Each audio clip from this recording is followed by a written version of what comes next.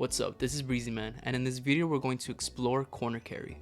Not only are we going over how to do it, but we're also going in depth on the mindset behind this strategy and when to refrain from it. There's a lot to cover, so let's get on with the guide.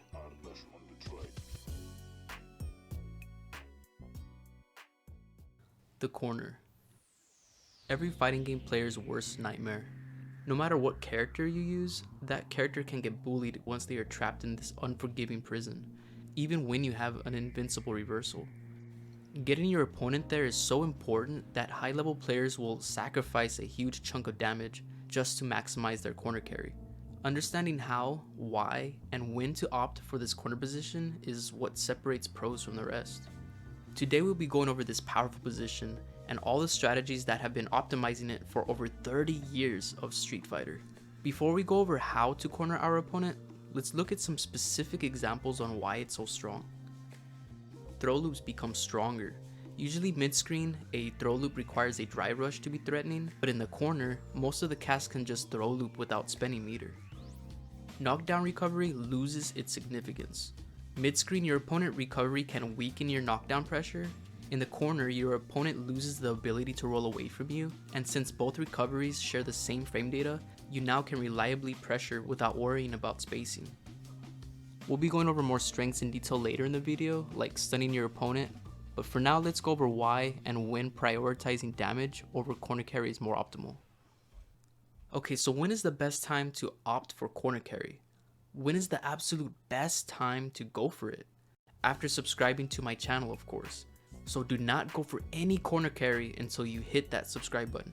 And if you haven't yet, go check out my previous guide on how to get to 1800 MR in Masters League. Okay, now back to the video. Knowing how many hits away your opponent is from KO is going to help your decision making. Being 1 hit versus 2 hits away from winning makes a huge difference. 1 hit away can mean multiple things. If you have level 3 super and your opponent has 35% health, you can label this as 1 hit away because any stray hit confirmed into level 3 is KO. It can also mean 1 combo confirmed. Usually if your opponent is at 20% health, 1 drive rush combo is enough to KO. And of course it can also mean if your opponent is at 1% health, where a single jab is enough to kill. Dhalsim is very good at landing stray hits in neutral, but they don't lead to big damage. If I can optimize my combo damage to leave them at under 5% health, I'll even burn out sometimes because even though we are set back to neutral, Sim has no problem dealing that last 5% damage mid-screen. Usually when an opponent sees you burnt out, they become desperate to get in and stun you, which is exactly what a character like Sim needs to chip away at that last bit of health.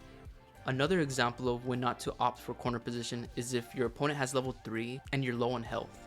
This essentially means you're 1 wake up level 3 away from dying. So even though you can corner your opponent, the risk reward for making your opponent guess in the corner is now skewed by getting hit with a level 3.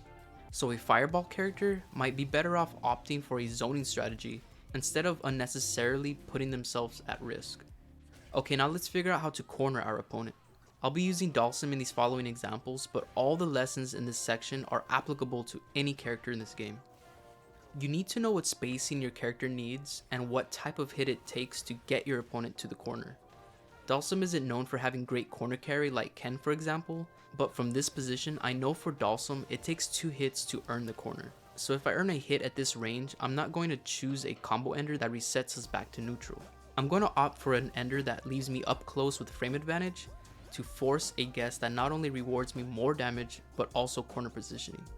Every character has their own unique ways to adjust their hit confirms to prioritize corner carry, usually having to sacrifice damage to do so. Dhalsim has 2 grabs. This one flings the opponent full screen, which is very useful for zoning, but it's also great for corner carry. I play on training stage so I can always see the measurement of how far I am from the corner. In this box, I know if I land this throw, I will be guaranteed corner with a meaty slide. Back throw when you're in the corner is another great option to fish for. After DI, if your character doesn't have a great side switch combo, you can always just back throw.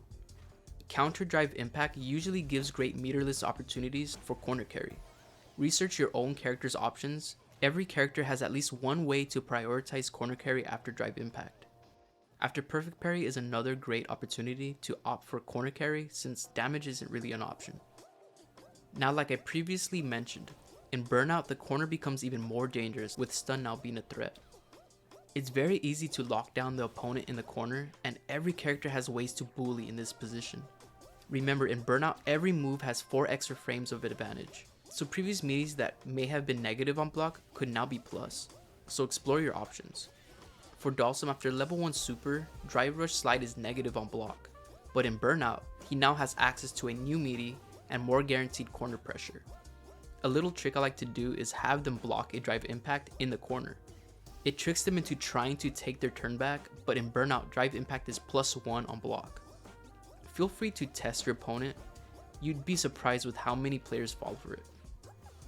Corner position is powerful, and with the correct strategy, you can utilize it to steer any situation towards your favor. With that said, you made it to the end of the guide. Thank you for watching all the way through, and hopefully you gained something from this video. I'm definitely making more tutorials soon, so make sure to subscribe and share this video around. Thank you.